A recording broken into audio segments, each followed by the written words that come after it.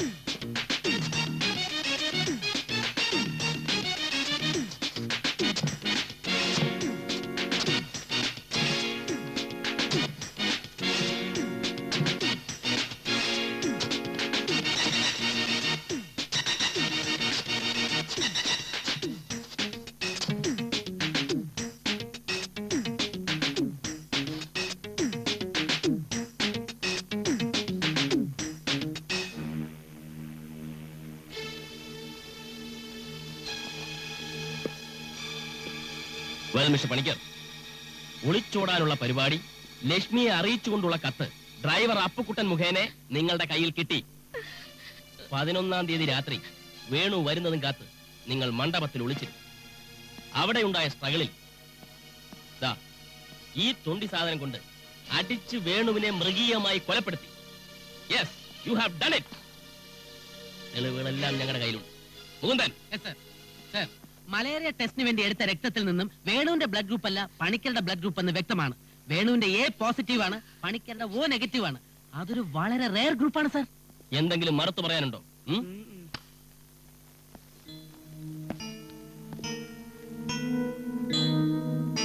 വേണു എഴുതിയ കത്ത്, കൊല്ലാൻ ഉപയോഗിച്ച വടി, രക്തം പുറണ്ട വസ്ത്രങ്ങൾ, blood group report, forensic report എല്ലാം നിങ്ങൾക്കെതിരാണ്. കൊല നടത്താൻ പ്രേരിപ്പിച്ചതിന്റെ പേരിലും അതിനുവേണ്ട സഹായങ്ങൾ ചെയ്തു കൊടുത്തതിന്റെ പേരിലും CBI നിങ്ങൾ രണ്ടാളുടെ പേരിൽ കേസെടുത്തിട്ടുണ്ട്. മിസ്റ്റർ പണിക്കർ, എന്താ സാറേ? നിരപരാധി നിഷ്കളങ്കനുമായ ഒരു യുവാവിനെ വടികൊണ്ടടിച്ച് മൃഗീയമായി കൊലപ്പെടുത്തിയതിന്റെ പേരിൽ IPC 302 പ്രകാരം you are going to get capital punishment. Yes, നിങ്ങൾക്ക് മരണശിക്ഷ തന്നെ കിട്ടും.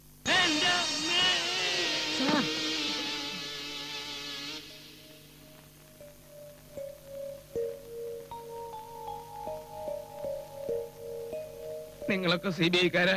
അയ്യോ, ഞാന് കാർത്തേനി. അപ്പൊ CBI-ക്കാരോ? പോയിട്ടില്ല, അവര് താഴെ ഇരിപ്പുണ്ട്. നിങ്ങളെ കൊണ്ടേ പോകുന്നും പറഞ്ഞായിരിക്കുന്നത്. എന്റെ ഭഗവതി, എന്നാലും നിങ്ങൾ ഈ കടുങ്കൈ ചെയ്തു കളഞ്ഞല്ലോ. എനിക്കിനി ആരുമില്ലേ? സഹോദരി, അലറാതെ. അപ്പീൽ കൊടുത്താൽ വധശിക്ഷ ഒരുപക്ഷെ ജീവപര്യന്തമാക്കി തരും. എന്തായാലും സാറിനോടൊപ്പം കുറച്ചുമല്ല ഞാനും ജയിലിൽ കാണും. ബോധം തെളിഞ്ഞെങ്കിൽ മുതലാളിയോട് അങ്ങോട്ട് ചെല്ലാൻ പറഞ്ഞു. കാർത്തിയാനി, എന്തോ? എന്റെ മോളെ നീ നന്നായിട്ട് നോക്കിക്കൊള്ളണേ. ഞാനിനി ചിലപ്പോ ഒരിക്കലും അങ്ങനെ പറയരുതേ മോളെ. എന്റെ റോസുകൾക്കൊക്കെ ദിവസം വെള്ളം ഒഴിക്കണ കേട്ടോ. അപ്പൊ കൂട്ടാ, എന്തോ എന്റെ കാറുകളൊക്കെ ഭംഗിയായിട്ട് സൂക്ഷിക്കണം. ഗണപതി, അഡ്വക്കേറ്റിനെ ആളായിക്കൂ. എന്റെ വിൽപത്രം തയ്യാറാക്കുന്നവരെ സമയം വരാൻ ആ CBI-ക്കാരോട് പറയൂ. എല്ലാവരും കൂടി എന്നെ ഒന്ന് താങ്ങി.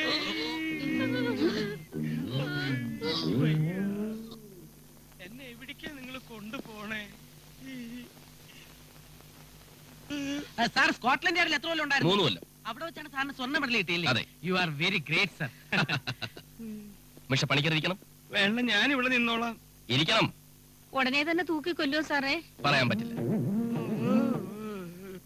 എന്തോ നിങ്ങൾ പൂർവ്വവൈരാഗ്യത്തോടെ മനഃപൂർവ്വം ചെയ്ത ഒരു കൊലപാതകമായി ഇതിനെ കാണാൻ എനിക്ക് ബുദ്ധിമുട്ടുണ്ട്. It should have been A mistake. അബദ്ധത്തിൽ സംഭവിച്ചു പോയ ഒരു കൈപ്പിഴ. ബിസിനസ്സിൽ 100% സത്യസന്ധത പുലർത്തുന്ന നിങ്ങളെപ്പോലുള്ള ഒരാൾ ഇങ്ങനെ ഒരു കടുങ്കൈ ചെയ്യുമെന്ന് വിശ്വസിക്കാൻ CBIക്ക് ബുദ്ധിമുട്ടുണ്ട്. നിങ്ങളുടെ ബിസിനസ് സാമ്രാജ്യം വലുതാക്കാൻ വേണ്ടി ഒരു വലിയ പണക്കാരന്റെ മകനെ കൊണ്ട് നിങ്ങളുടെ മകളെ കെട്ടിച്ചു കൊടുക്കണം എന്ന് മാത്രമേ നിങ്ങൾ ആഗ്രഹിച്ചുള്ളൂ. ഏതൊരു പിതാവിനും തോന്നുന്ന തികച്ചും ന്യായമായ ആഗ്രഹം. തന്റെ മകളുടെ കാമുകൻ അതിനൊരു വിലങ്ങുതടിയാകുമോ എന്ന് ഭയന്ന് അയാളെ ഭീഷണിപ്പെടുത്താൻ ശ്രമിച്ചു. അതൊരു കൊലപാതകത്തിൽ കലാശിച്ചു. ശരിയല്ലേ? Am I right?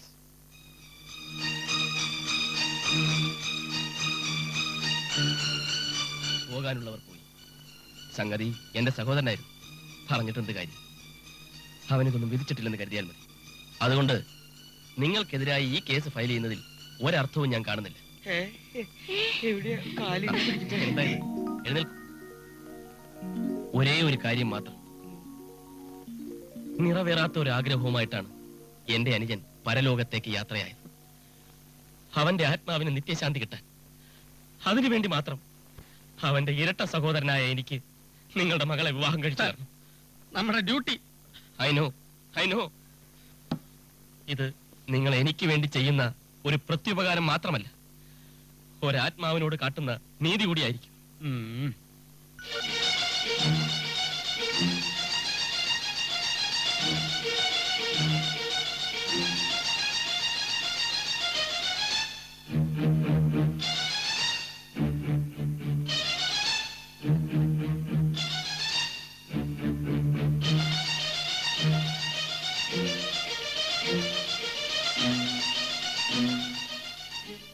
ക്ഷമിക്കണം സാർ, സാറ് പറഞ്ഞ കണ്ടീഷനോട് യോജിക്കാതിരിക്കാൻ ഞങ്ങളൊരു കാരണവും കാണുന്നില്ല. ഞങ്ങൾക്ക് ഈ വിവാഹം സമ്മതമാണ്.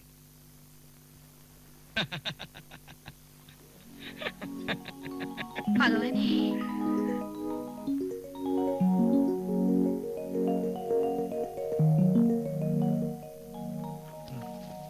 ഈ ഫയൽ ഇവിടെ വെച്ച് ഞങ്ങൾ ക്ലോസ് ചെയ്യും. പിന്നെ ഒരു രഹസ്യം. ഒരു മിനിറ്റ്. പോ ഇവള് കേട്ടാ കുഴപ്പം. പോ, ഊടിക്ക് മേലെ പോകുന്നത്. ഈ കാര്യം നമ്മളല്ലാതെ വേറെ ആരും അറിയാൻ പാടില്ല. അറിഞ്ഞാൽ എന്റെയും മിഷം മൂന്നന്റെയും ജോലി പോകും. കേസ് അവർ വീണ്ടും ടേക്കപ്പ് ചെയ്യുകയും ചെയ്യും. ഇല്ല സാർ, ഞങ്ങൾ ഇത് ആരോടും പറയില്ല. അല്ലേ ഗണപതി? എല്ലാവരോടും പറഞ്ഞ മൂന്നര ഷേപ്പ് ചെയ്യാൻ. അപ്പോ രഹസ്യമായി ഈ വീട്ടിൽ വെച്ച് തന്നെ നമ്മൾ കല്യാണം നടത്തുന്നു. അടുത്ത തിങ്കളാഴ്ച ആയാലോ? ആവാലോ. അപ്പൊ അടുത്ത തിങ്കളാഴ്ച കാണാം. Mukundan, come on.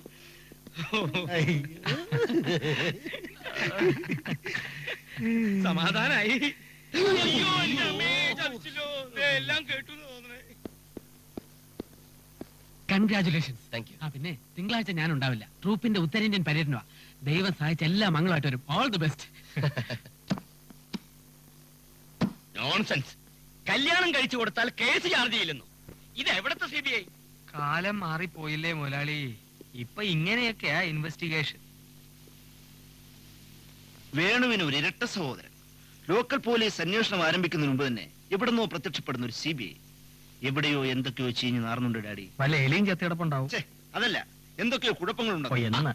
നീയാണടാ എന്റെ മോൻ. ഞാൻ ചിന്തിക്കുന്ന അതേ വഴിയിൽ നീയും ചിന്തിക്കുന്നു. ഇതിനകത്തൊരു CBI ഇല്ല, കൂബിയും ഇല്ല. വളരെ ബുദ്ധിപൂർവ്വം ആരോ നടത്തിയ ഒരു തട്ടിപ്പ് നാടകമാണിത്. താൻ ഉണ്ടായിരുന്നിട്ടും ഇതൊക്കെ അവിടെ നടന്നു എന്ന് പറയാൻ നാണമില്ലല്ലോ. നാണം ഉണ്ടായിരുന്ന ഇതൊക്കെ നടക്കാണ്ടിരിക്കുവോ? നടക്കേണ്ടത് നടക്കും. എന്റെ ബുദ്ധി അല്പ സ്ലിപ്പായി പോയി. എന്തായാലും കൊള്ളാം. തിങ്കളാഴ്ച ആ വിവാഹം നടക്കാൻ പാടില്ല. നടന്നാൽ നമ്മുടെ കണക്കൂട്ടുകളെല്ലാം തെറ്റും. തെറ്റും. അതുപോട്ടെ, പാർട്ണർഷിപ്പിന്റെ പേരിൽ നമ്മൾ നടത്തുന്ന കള്ളത്തരങ്ങളെ കുറിച്ചൊന്നും പണിക്കർക്ക് അറിയില്ലല്ലോ. എവിടെ? അയാളൊരു പമ്പര വിട്ടിയല്ലേ. അതുകൊണ്ടല്ലേ ട്രാൻസ്പോർട്ടിന്റെ എല്ലാ കാര്യങ്ങളും പണിക്കർ മുതലാളി ഏൽപ്പിച്ചിരിക്കുന്നത്. നമ്മുടെ കള്ളി വെളിച്ചത്താവുന്നതിന് മുമ്പ് രാജൻ കുഞ്ഞിന്റെയും ലക്ഷ്മിയുടെയും വിവാഹം ഉടനെ നടത്തിച്ചെടുക്കണം. ഞാൻ പറഞ്ഞിരുന്ന കാര്യം. രാജ, ഗണപതിക്ക് ഒരു 5000 റുപ്പീസിന്റെ ചെക്ക് കൊടുത്തേക്ക്. ശരി ഡാഡി. ചെക്കാണോ? പറഞ്ഞത് ഓർമ്മയുണ്ടല്ലോ. കല്യാണം ഉടനെ നടക്കണം. നിങ്ങൾക്ക് വീട് മാറിപ്പോയതായിരിക്കാം. ഇവിടെ CBI ജോലിയുള്ള ആരുമില്ല. അപ്പൊ ഈ വേണു? അതെ, വേണു എന്റെ അന്തരനാണ്. പുള്ളി ഇപ്പൊ ഇവിടെ ഉണ്ട്. അഡ്വക്കേറ്റ് KS പിള്ളയുടെ ജൂനിയറായിട്ട് പ്രാക്ടീസ് ചെയ്തോണ്ടിരിക്കുകയാണ്. വേണു ഇപ്പൊ എവിടാ താമസം? അവന്റെ പഴയ സ്ഥലത്ത് തന്നെ.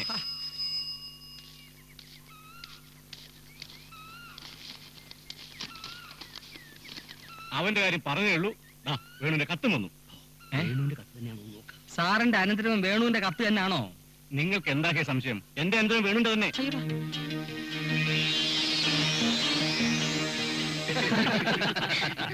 തക്ക സമയത്ത് ഞാൻ കണ്ടില്ലായിരുന്നെങ്കിൽ വിഷം ലക്ഷ്മി കുഞ്ഞിന്റെ ഉള്ളിലായനെ. അപ്പ ഞാൻ തീരുമാനിച്ചു, ഇനിയും സീക്രട്ട് പൊട്ടിച്ചില്ലെങ്കിൽ സംഗതി ആകെ കുഴപ്പമാവുമെന്ന്. ഇനി 2 ദിവസം കൂടി കല്യാണം ഒന്ന് നടന്നു കിട്ടിയാൽ നമ്മൾ രക്ഷപ്പെട്ടു.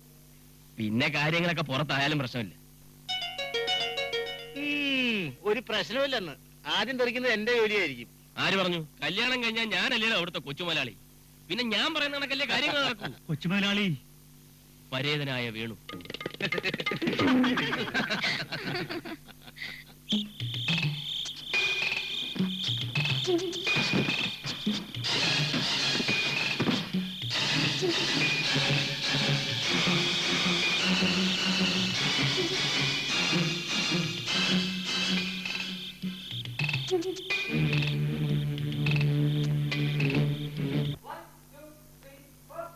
അപ്പുക്കുട്ടനെ സംശയം ഉണ്ടായിരുന്നു. അവന്മാര് വിചാരിക്കുന്ന പോലെ ഞാൻ അത്രയ്ക്ക് മണ്ടനൊന്നുമല്ല. ഈ വാശിക്ക് തിങ്കളാഴ്ച നമ്മൾ നിശ്ചയിച്ചിരുന്ന മുഹൂർത്തത്തിൽ തന്നെ രാജനും ലക്ഷ്മിയും തമ്മിലുള്ള വിവാഹം നടത്തണം. അവന്മാര് സംഘം ചേർന്ന് മുതലാളിയെ വല്ലതും ചെയ്യുമോന്നാ എന്റെ പേടി. തമാശക്ക് വെടിവെക്കുകയോ നിസ്സാരമായി കത്തിയെടുത്ത് കുത്തിക്കൊല്ലുകയോ. അതൊക്കെ നേരിടാൻ എനിക്കറിയാം. പണിക്കൊരു ധൈര്യമായിട്ടിരിക്കേ. പിന്നെ ട്രാൻസ്പോർട്ട് സർവീസിന്റെ കുറെ ഇമ്പോർട്ടന്റ് ഫയൽസിൽ മിസ്റ്റർ പണിക്കർ ഒപ്പിടേണ്ടതായിട്ടുണ്ട്. ഓ, അതൊക്കെ സഹദേവൻ തന്നെ നോക്കിയാൽ മതി. പരസ്പര വിശ്വാസം എന്നൊന്നില്ലെങ്കിൽ ഈ പാർട്ട്ണർഷിപ്പ് എന്ന് പറയുന്നതിലൊക്കെ എന്താ അർത്ഥമുള്ളേ?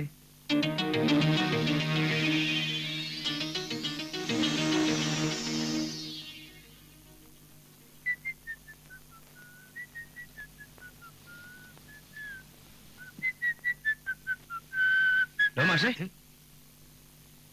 എവിടെയായിരുന്നു ഇത്ര നേരം? രാവിലെ മുതലാളി പുറത്തു പോയതുകൊണ്ട് നേരിട്ട് അനുവാദം ചോദിക്കാൻ പറ്റിയില്ല. എന്റെ ഒരു കൂട്ടുകാരന്റെ കല്യാണത്തിന് പോയതാ. അതെ. അതെയോ?